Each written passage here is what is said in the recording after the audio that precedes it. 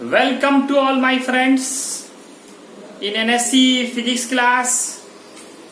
दोस्तों, आज हमारा टॉपिक एक बहुत ही इम्पोर्टेंट टॉपिक है जिसका नाम है कैलकुलस। आपने नाम सुना होगा। कैलकुलस एक्चुअल में एक मैथमेटिक्स है जो बना है फिजिक्स के लिए। फिजिक्स के महान साइंटिस्ट न्यूटन ने फिजिक्स को आसान बनाना चाहा। इसके लिए उन्होंने एक नए मैथमेटिक्स का ही इन्वेंशन कर डाला जिसका नाम कैलकुलस है। बिना कैलकुलस की जानकारी के आप फिजिक्स को नहीं समझ सकते।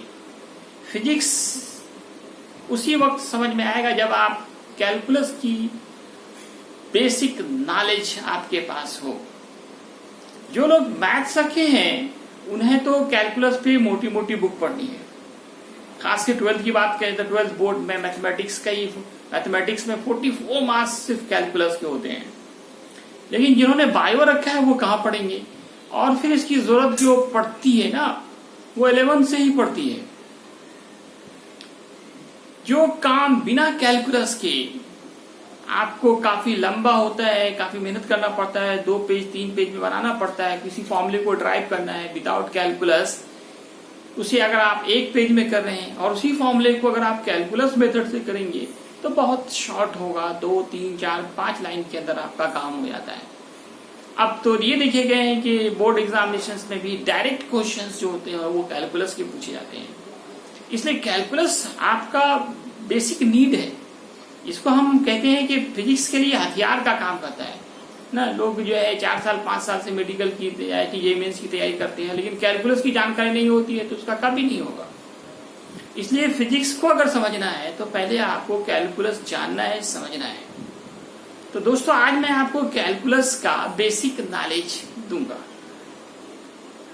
तो हमारा जो ये 11th फिजिक्स का ही मैंने पहले क्लास में आपको इंट्रोडक्शन कराया था। उसमें सारे चैप्टर्स के नाम लिखाए थे। उसमें पहला चैप्टर आपका था मैथमेटिकल टूल्स। इसमें मैथ्स के जितने फॉर्मूले हैं उन्हें आपको खुद से कलेक्ट करना है, उन्हें याद करना है। अब दूसरा ये भी मैथमेटिक्स से रिलेटेड है, कैलकुलस। इसकी बेसिक जानकारी मैं आपको देने जा रहा हूं। बहुत आसान, बहुत इंपॉर्टेंट टॉपिक कैलकुलस। इसके इन्वेंटर कौन है? न्यूटन। न्यूटन ने फिजिक्स को आसान करना चाहा, इसके लिए उन्होंने कैलकुलस का खोज किया। कैलकुलस के 2 ब्रांच हैं। एक कहलाता है डिफरेंशियल कैलकुलस और दूसरा इंटीग्रल कैलकुलस। एक को कहते हैं डीसी, एक को कहते हैं आईसी। डिफरेंशिएशन जो है वो डीसी का ही दूसरा नाम है। डिफरेंशियल कैलकुलस का ही मैंने यहां पे लिखा है, ऊपर में देखिए कैलकुलस। इन्वेंटर का नाम लिखा Newton. Parts of calculus, there are 2 parts. One is differential calculus or DC or differentiation, and another is integral calculus, IC or integration. तो दोस्तों, हम लोग आज पहले जो हमारा टॉपिक है, फर्स्ट पार्ट है इसका, वो है डिफरेंशिएशन। तो लोग इसको डिफरेंशिएशन के नाम से ज्यादा जानते हैं, डिफरेंशिएशन।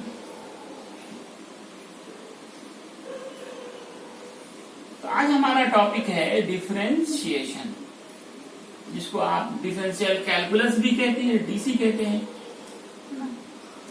हमारा पहला टॉपिक होगा डिफरेंशिएशन। तो देखिए, किसी भी टॉपिक का सबसे पहले उसका डेफिनेशन, उसका इंट्रोडक्शन होना चाहिए। मैं आपका इसका परिचय करा रहा हूं कि डिफरेंशिएशन इसे कहते हैं, इसका इंट्रोडक्शन। What is differentiation? तो इसको डिफाइन किया जाता है द रेट। इसका डिफिनेशन है, ये रेट होता है the rate of change of one variable with respect to another variable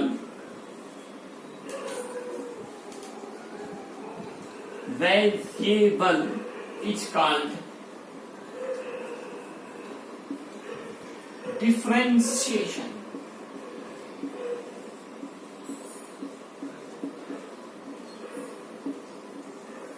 तो डिफरेंशिएशन क्या है? तो आपको शॉर्टकट में इतना पहले इसका मीनिंग याद रखें। इसका मीनिंग आप इतना याद रखें, रेट ऑफ चेंज। एकदम शॉर्टकट में व्हाट इज डिफरेंशिएशन, तो आप ये कह सकते हैं it is rate of change. Rate of change, rate of change, rate of change, परिवर्तन की दर का ही दूसरा नाम डिफरेंशिएशन है। डिफरेंशिएशन क्या होता है? Rate of change. अब आपने पढ़ा होगा जो चीज जिसका वैल्यू चेंज होता है उसका नाम वेरिएबल होता है। इसमें आपका दो वेरिएबल होने चाहिए और दोनों में कोई रिलेशन हो, तब एक के मान में यूनिट चेंजिंग से दूसरे में क्या चेंजिंग आया उसी का नाम रेट होता है। Rate of change of one variable with respect to another variable is called differentiation. Hindi में कहेंगे एक चर राशि का दूसरे चर राशि के रिस्पेक्ट में, के सापेक्ष में बदलने की दर का ही नाम डिफरेंशिएशन है। डिफरेंशिएशन का जो हम लोग सिंबल कैसे बनाएंगे? सिंबल में देखिए हम ये फर्स्ट लेटर लेते हैं डी। डिफरेंशिएशन का पहला लेटर डी है कि स्मॉल में लेते हैं। दो डी लेना होगा आपको, एक ऊपर लिखना होगा एक नीचे लिखना पड़ेगा। इसी तरह से dv by d t, ds by d r, d y by d t. Any two variables, यहाँ पे y x v t s r y t all are variable. तो लेकिन दो वेरिएबल्स हो एक साथ, दोनों में कोई रिलेशन हो, फिर हम लोग y में क्या चेंजिंग आया x में क्या चेंजिंग आया उसको निकालते हैं, फिर उनको डिवाइड करते हैं जिससे रेट निकलता है। रेट निकालने के लिए दोस्तों याद करें, आप हमेशा क्या करते हैं? डिवाइड क्या करते हैं। जैसे आप 10 पेन का 10 पेन का जो प्राइस है वो अगर 100 रुपीज है, 100 RS 100 है, तो 1 पेन का क्या होगा? तो 100 बाई 10 करेंगे आप। ये क्या हो गया? रेट हो गया। तो रेट निकालने के लिए हमेशा क्या करते हैं? डिवाइड करते हैं। रेट जब भी होता है वो 1 के लिए होता है, यूनिट के लिए होता है। इसलिए आप ये देखिए बाई के फॉर्म में है, dy बाई dx के फॉर्म में है ना? क्यों है कि ये रेट है। रेट जब भी निकालते हैं हम लोग को उसके लिए उसे डिवाइड करना पड़ता है। और रेट जब भी होता है वो यूनिट का वैल्यू होता है, एक का वैल्यू होता है। आप जब भी मार्केट में पूछने जाते हो कि पेन का क्या रेट है, अगर वो 5 रुपए बताया, 5 रुपीज बताया, तो 5 रुपीज में आपको एक ही पेन देगा, ऐसा नहीं 1 दर्जन पेन दे देगा आपको, आधा पेन देगा, ऐसा भी नहीं होगा। तो अब याद रखिए कि रेट जो होता है ना वो किसी चीज के स्मॉलेस्ट यूनिट की जानकारी देता है, स्मॉलेस्ट यूनिट की जानकारी देता है।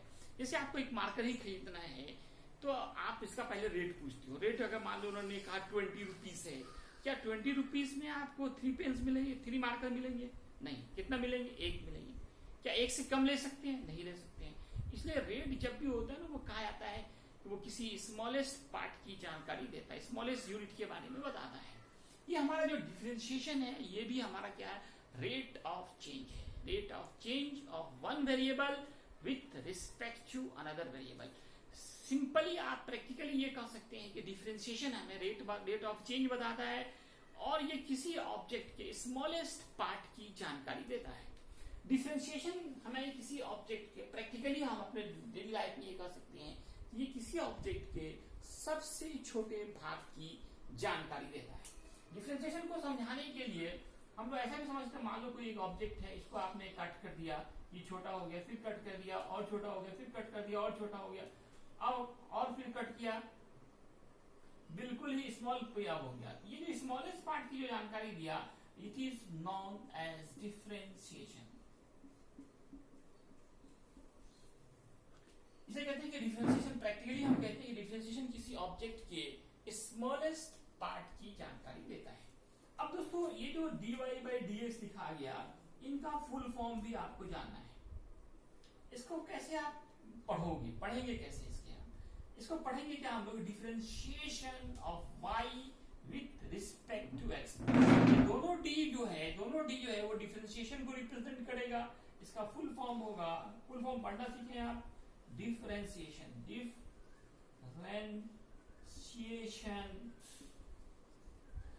ऑफ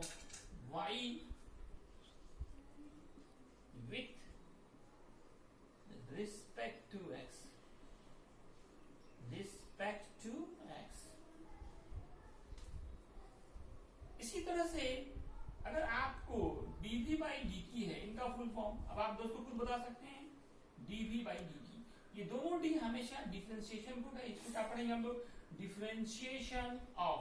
लेकिन अब यहाँ ऊपर देखें क्या v है, यहाँ v लिखेंगे, v विथ रिस्पेक्ट टू, नीचे क्या है दोस्तों t है, यहाँ हम लोग t लिख देंगे। और इसे शॉर्टकट में लिखना हो तो हम इस तरह से लिख सकते हैं, डिफरेंशिएशन को शॉर्टकट में ऐसे लिखेंगे ऑफ किसका है तो v, किसके रिस्पेक्ट, विथ रिस्पेक्ट टू को बुक्स में लिखेंगे WRT लिखा होता है, WRT फुल फॉर्म क्या, विथ रिस्पेक्ट टू, नीचे देखें क्या है t है, ये हो जाएगा with respect to t। Shortcut बार बार लिखना हो तो हम लोग शॉर्टकट ही चलते हैं, बुक्स में भी देखेंगे आप इसी तरह से लिखा रहता है। डिफरेंशिएशन को शॉर्टकट में DIEEE आपके पावर n डाल दिया, और किसका तो ऊपर में देखेंगे d के साथ क्या लगा v, इसको भी आप इसी तरह से लिख सकते हैं, डिफरेंशिएशन ऑफ y WRT मतलब विथ रिस्पेक्ट टू, नीचे देखें किसके रिस्पेक्ट में, x के रिस्पेक्ट में। तो ये था हमारा सिंबल और उसका फुल फॉर्म। सिंबल में हमेशा याद रखना है डिफरेंशिएशन में कि हम दो स्मॉल d लगाएंगे और इनके साथ क्वेश्चन के अकॉर्डिंग दो वेरिएबल्स होंगे। तो दोस्तों डिफरेंशिएशन जानने के लिए, डिफरेंशिएशन क्या है, हम कैसे डिफरेंशिएट करेंगे, इससे पहले हम लोगों को कुछ बेसिक टर्म्स जानना होगा जो आप जान ही रहे होंगे उम्मीद है, जैसे वेरिएबल। अभी कहा गया ना डिफिनेशन में, डिफिनेशन ऑफ डिफरेंशिएशन में क्या देखा था, the rate of change of one variable with respect to another variable. या सारा खेल वेरिएबल का होता है पूरे कैलकुलस में, चाहे वो डिफरेंशिएशन हो इंटीग्रेशन हो, वो उसमें असल रोल जो होता है ना वो किसका होता है, हमारा वेरिएबल का होता है। वेरिएबल जिसका वैल्यू क्या होता है वो चेंज करता हो, इसमें इसको डिफाइन करते हैं, ए quantity which value changes is called variable। Example आप टाइम कभी नहीं रुकता है, हमेशा बदलता रहता है, गाड़ी का स्पीड कभी बढ़ जाता है, फोर्स कभी ज्यादा लगाते हैं कभी कम लगाते हैं। ऐसे आप फिजिक्स में या मैथ में x y z u v t ये सारे वेरिएबल्स के रूप में यूज होते हैं। तो जिसका वैल्यू चेंज होगा उसको वेरिएबल कहेंगे। और उसके बाद आपका कांस्टेंट आएगा, कांस्टेंट को हिंदी में अचर कहते हैं। इसका डिफिनेशन होगा एक क्वांटिटी, एक ऐसा क्वांटिटी राशि which value never be change. ये आप बचपन से पढ़ते आ रहे हैं, which value never be change, जिसका मान कभी नहीं बदलता है, उसी का नाम इज कॉल्ड कांस्टेंट। जिसका मान कभी ना बदले वो कांस्टेंट होता है।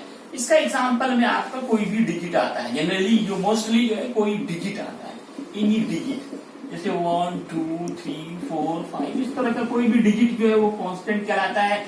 ऐसे आप फिजिक्स में जो k से कांस्टेंट लेते हैं, ग्रेविटेशनल कांस्टेंट आएगा, प्लैंक्स कांस्टेंट आएगा। आप केमिस्ट्री में यूनिवर्सल गैस कांस्टेंट देखेंगे। ऐसे मैथमेटिक्स में आप ABC से क्या मानते हैं, कांस्टेंट को मानते हैं। तो कांस्टेंट का भी यूज कहीं कहीं पे होगा। इसके बाद आपको फंक्शन की जरूरत होगी। जब भी डिफरेंशिएशन करना होगा वहां पे फंक्शन चाहिए। बिना फंक्शन के आप डिफरेंशिएशन नहीं कर सकते हैं। फंक्शन को हिंदी में कहते हैं फलन। फंक्शन क्या करता है, फंक्शन जो है, फंक्शन का काम क्या होता है, फंक्शन शोज, आपने पढ़ा होगा मैथमेटिक्स में, फंक्शन शोज रिलेशन। इसका काम रिलेशन शो करना होता है between two variables, between two variables. Function shows relation between two variables. जैसे as for example y equal लिखा x क्यूब, ये एक फंक्शन है। इससे पता चल रहा है कि y और x में क्या रिलेशन है। अगर x मालूम होगा तो आप y निकाल सकते हैं। इसी तरह से x इक्वल लिख दिया p स्क्वायर माइनस 3, ये भी एक फंक्शन है। b इक्वल लिखा 2t प्लस 5, तो ये सब फंक्शंस हैं। तो डिफरेंशिएशन में क्योंकि आपको हमेशा जो है किसी फंक्शन की जरूरत होगी, क्योंकि डिफिनेशन ही से समझ में आ रहा होगा, the rate of change of one variable with respect to another variable. तो दोस्तों मैं अब आपको डिफरेंशिएशन का एग्जांपल देने जा रहा हूं। डिफरेंशिएशन क्या है?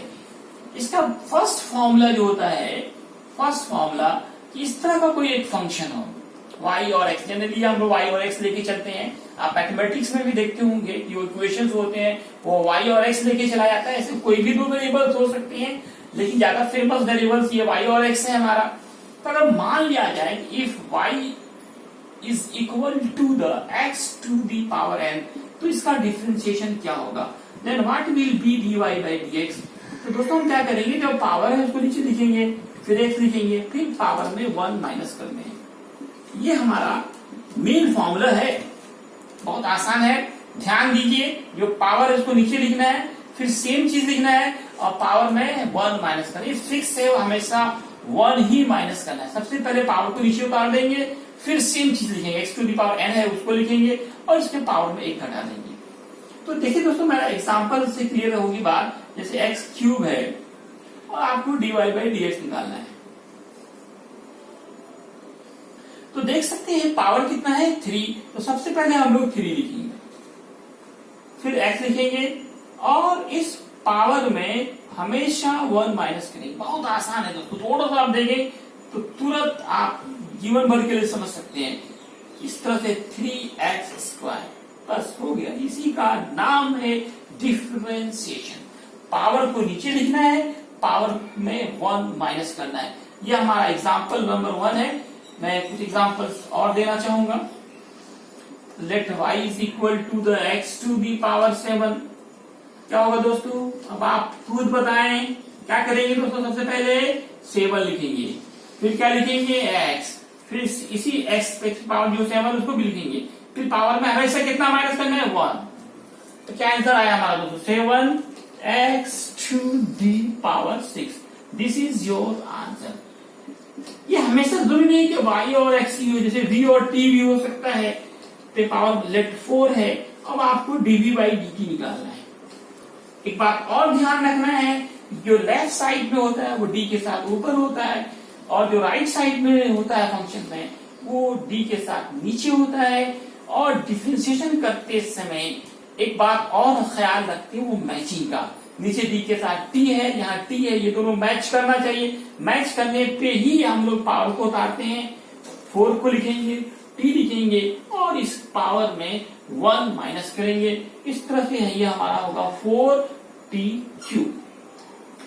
तो दोस्तों ये आज मैंने आपको इंट्रोडक्शन क्लास जो है वो कैलकुलस का जो पहला पार्ट है डिफरेंशिएशन का वो बताया। दोस्तों ये क्लास आपका कंटिन्यू चलता रहेगा।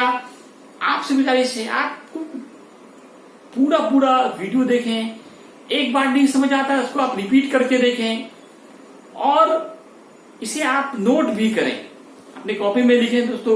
दोस्तों ये 11th और 12th में बार बार कहता हूँ, पूरे जीवन का टर्निंग पॉइंट होता है। अगर ये 2 साल आपने मेहनत कर लिया तो पूरा जीवन आप ऐश कर सकते हैं, कामयाब हो सकते हैं, अच्छे मुकाम पे पहुंच सकते हैं। दोस्तों आपसे रिक्वेस्ट है, आप इसे श्योर लाइक करें और शेयर करें, सब्सक्राइब करें। धन्यवाद।